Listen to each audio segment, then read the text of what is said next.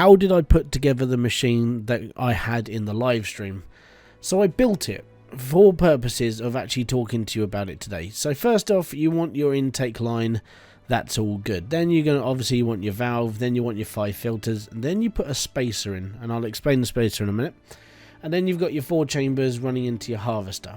Right, so this is fairly simple. Number one, the reason why I put a spacer in here is because just in case I need to run anything else off of here, like if I want to use a water table to, you know, to basically cut down blocks, which is a mod that you guys can use, or if I want to run an extra line or do something else, you know, just to sort of make things a little bit more simpler for me, or if I've got other things running, which is why I always put a spacer between my filter and my chambers.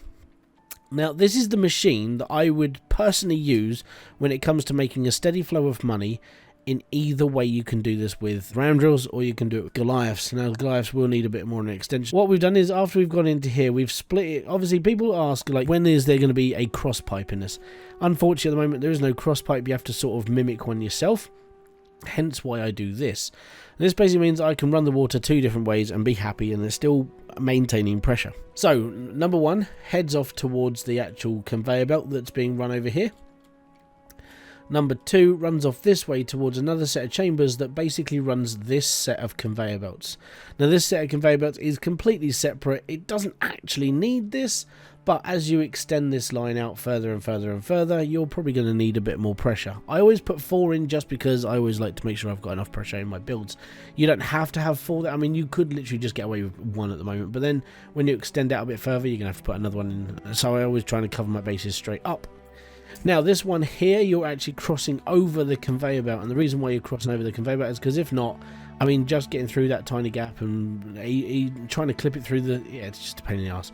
So, you want to climb over the conveyor belt, and the reason why is because you're not going to be dealing with giant loads of nuggets. Nothing is this big. Actually, I mean, there's a bit of dirt that big, but you're not going to worry about that coming from a round drill build. Then you're going to want to split that pipe into the gem compressor. And the reason why is because we need pressure in our gem compressors, so we're going to stick that one here, and then we're going to follow it through with another 4 chambers running into this build. Now, the reason why you need these 4 chambers is because when it splits at this pipe here, you're literally running 6 of these, which means you're running all of this. Now, all of this basically equates to about 60% pressure plus the extra pipes and bits. You're around about 70, which means you're getting close to the top limit of what you can run off of one of these. Plus, I mean, that's running some of these as well, which you're basically at max. I would say, personally, if I hit about 70-75% with 4 chambers, I know that I need to add a bit more. So what you would do is run on the back of here, you would run another line. And this other line is, you can make this as long as you really want.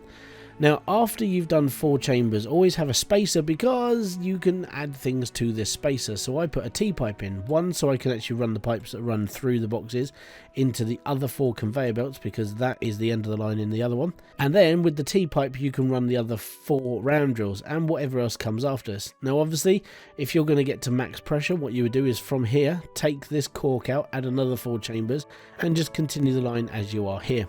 Basically just means you've got an infinite way of building here and not really worrying about the pressure. Now, what we've done here is we've optimized the ram drills to cut down as much dirt as humanly possible to be able to make as much money as possible. So what we're going to do, we're taking one piece of a ram drill, one piece of dirt, turning it into 2 pieces of dirt, which turns it into 4 pieces of dirt, which turns it into 8 pieces of dirt. If you don't know what I'm talking about, there's a video in the top right hand corner now that it actually talks about the grinders as a way of making extra money. And that's pretty much what this build does. You've got to think, like, there is 10 round drills here running through this. This is producing 80 pieces of dirt that when it gets up to here is just flowing straight into a harvester. And as you can see, I mean, there are tiny bits of dirt in here that don't get computed as well. But, you know, that's always going to happen. When you're dealing with small chunks of dirt like this, things don't always work 100%. That's just, unfortunately, the way the game is. It just needs a tiny bit of ticking for optimization, and we'd be completely fine. Now, the reason why I would build this machine is because, on average, if you just run one ram drill through 3 grinders into a harvester, you're averagely going to make around $4,500 to $5,000 in cash, well, Hydro coins, right? So you're averagely going to make $4,500 to $5,000 in one.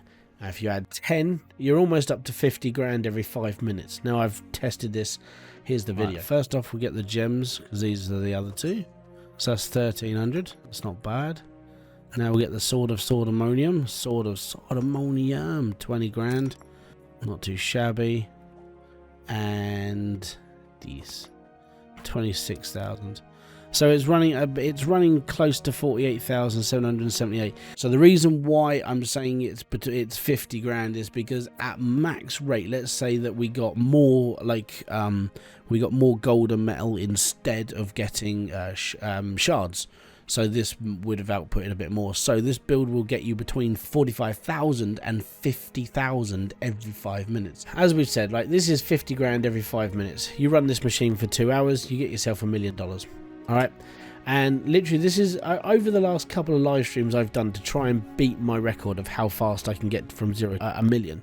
This was the build I sort of ended up on, and whilst I was doing the video that concerned does grind and make enough money, I was toying around with this build of like, I wonder if this would work better.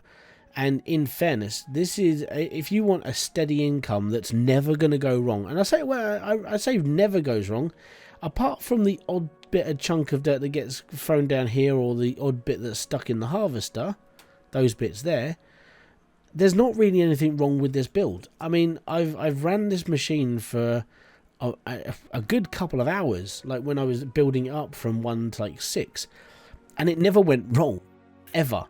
The only thing that ever went wrong was occasionally, like when you push the compressor lid down, you get like little nuggets of gems stuck here, but that's because when this is still producing and you hit this button, it stops things flowing through. So the idea we're here, and the reason why I actually did this was so I could actually use the compressor guilt-free. So this stopcock here will turn off all of these round drills, and this stopcock here turns off these round drills. And then what I would do from here is I'd go over here, wait until it's all processed, push that button down, and without having to cause a backlog or any other issue. The other plus side to this is when you push a smelter and it's free flowing, full of gold and everything else, you get bits stuck down the back, and this can be a problem. So that's the reason why I would put the stopcocks in, to basically stop the water pressure free flowing whilst you're trying to do stuff out. Which, if you're just doing a quick clean out, it's only going to be off for a couple of seconds, isn't it? So it's not that bad. So that's the machine. Now the machine itself costs around, well, actually I can show you how much this machine costs by using this website, bridgepoor.com. This is the official website for Hydroneer, built by Itchy Beard, who has been in my live streams a couple of times. He's a community manager for Hydroneer as well, on the Foulball Hangover website, Discord, and he's built this website along with Max and a few other people have chimed in with information. So this is Bridgepoor. If you go down to the item database, you can create a list. Now, a list is basically how much everything costs you to build. Now, as you can see on the right hand side, I've built my shopping list. I've got like 8 water tea pipes, I've got 1 water valve, I've got all of this. And literally what I've done here is I've built that build that you just saw, and it gives me a rough idea of how much all of this actually costs.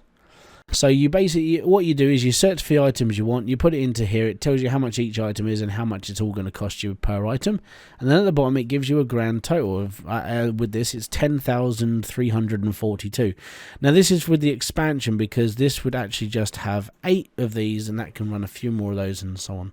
But yeah, you just need 8 conveyor belts, you need a couple of like elbow pipes, and you can work out your builds from here. So that build is literally 9.5 grand minus the 4 that I took off of there, so 9.5 grand.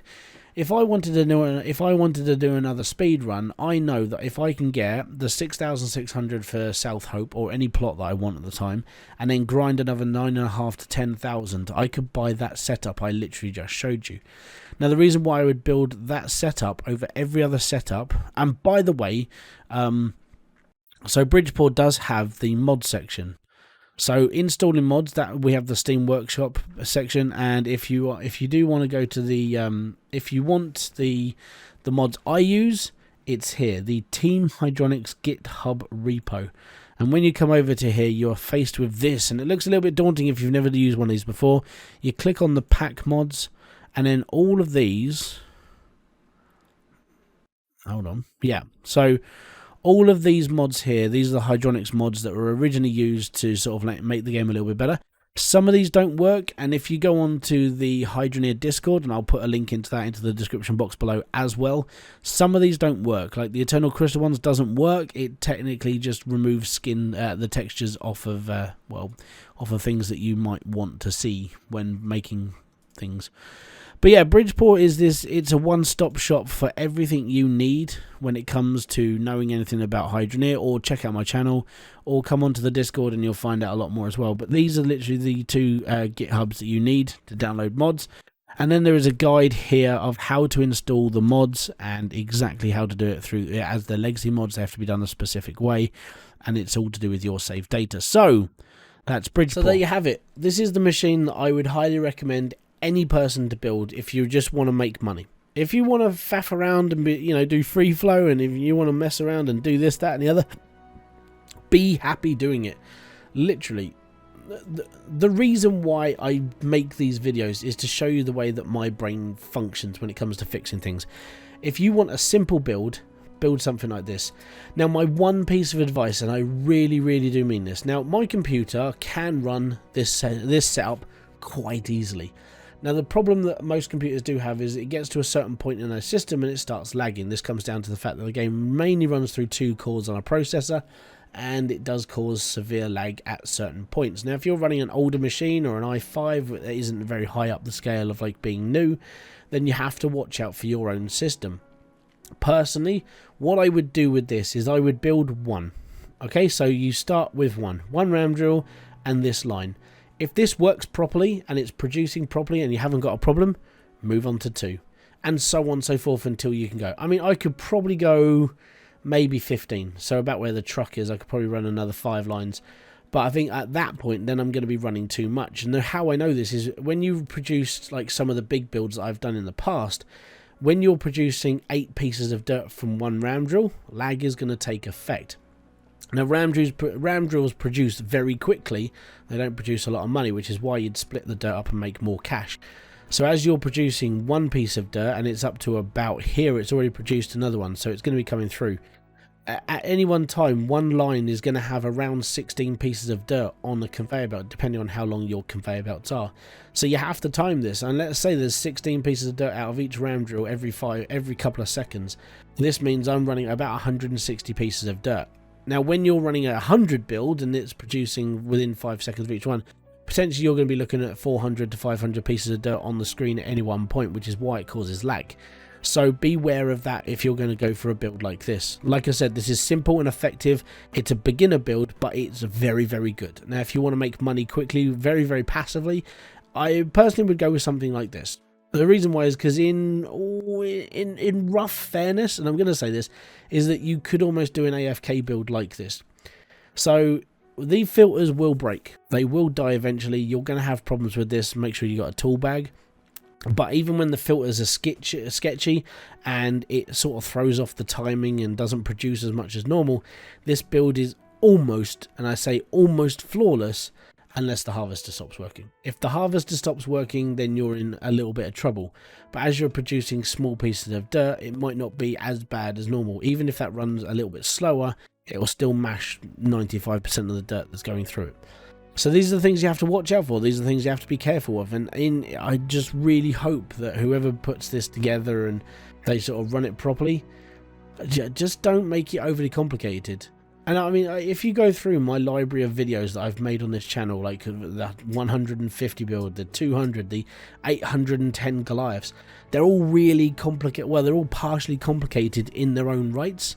But when it comes to something like this, man, I've got to be honest, this was a build that I could really get behind and really push into the game. And it works so well. Literally, for like between 40 and 50 minutes of the gameplay and only having to fix the filters once every 40 minutes, you can produce so much money and you don't ever have to worry. I mean, you can produce around 500,000 Hydrocoin before those filters break running this build. So if you want to see this in action, I've shown, well, so during this video, you've seen this build work. You've seen the stream of like elements and stuff that comes out of it. You've seen the way this all works, and it just strikes me as a very simplistic build. anyone can build it, and it can work for anybody's computer. Like, as I said, build one line, see what happens. If you're lagging when you get to halfway, stay at halfway, maybe knock it back one so you're not as lagging as much, so you've got, like, at least you've got 4 running, which means you're still going to be making between $25,000 and $30,000 every 5 minutes, and that ain't bad, is it? So these are things you have to take into consideration. When it comes to your computer, it's depending on what you can run, is depending on how big of a build you can go, but I found that this is probably the best way for it. And don't forget to check out Bridgeport, guys. That site is phenomenal as a guide. It's not yet complete. There are more features coming to that website, and that's where I get my mods from. That's the links, and that's basically where I go for everything Hydroneer now, because thankfully Itchy Beard, who's the man who created that website, he's been working alongside Max to make that website so it's easy for all of you to negotiate and to navigate and to get around and basically see the game without really even having to buy it to start with. So hopefully this video has helped you understand why I went quite simple to make a lot of money. I don't need to go overly complicated. I can just use ram drills and I'll be happier. Now, in order to use a like this as a Goliath build, you would need to make it a lot. You need to make the conveyor belt a little bit longer. Obviously, you're going to have a David running in as well, so pressure is going to be a little bit different. So you're going to have to experiment with chambers over there. But this is basically how I made my money and what build I would recommend for anybody starting out as well, because it's a very simplistic build to bring out, and it's also very easy to make and very easy to make money on. So thank you very much for joining me. This has been Hybridsteel. If you have liked this video, don't forget to hit the like, subscribe and notification button below for all other updates. I'll be back here with a brand new video, live stream, or whatever else I do on this channel. Until then, guys, peace out, have fun, and enjoy everything you guys do. Bye for now.